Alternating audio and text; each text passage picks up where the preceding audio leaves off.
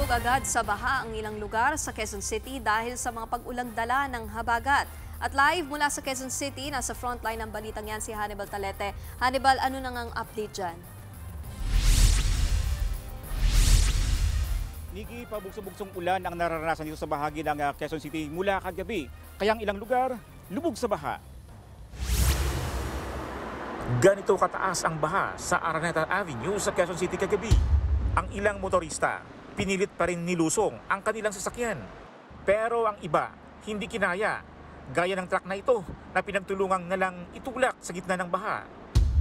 Sa bahagi naman ng Maria Clara, naabutan pa namin na naglilimas ng tubig ang mga tao. Umabot kasi ng hanggang tuhod ang baha sa lugar. Winawalis ang mga nakalutang na mga basura. Sa bahagi ng Santo Domingo, hanggang tuhod din ang baha. Kaya ang ilang sasakyan, hindi na tumutuloy at naghahanap na lang ng alternatibong ruta. Ang pamilya namang ito, tinyaga ang paglusong sa baha, makauwi lang sa kanilang bahay. Mahirap po pero wala na pong choice kasi wala din pong masasakyan. Kaya naglalakad na lang po.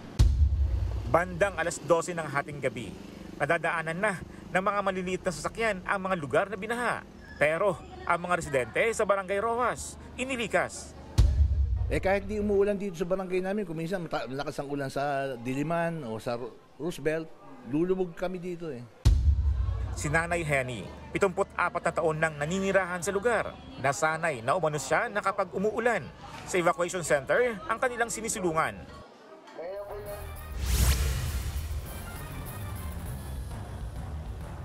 Nikki, 96 na pamilya ngayon ang nasa loob ng evacuation center sa Rojas District.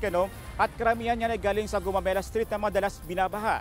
At kanina nga, Nikki, nagbigay ng almusal ang Quezon City Hall sa mga evacuation center dito sa loob sa mga evacuees dito sa loob ng evacuation center sa Rojas District. Nikki. Yan ang Express Report ni Hannibal Talete.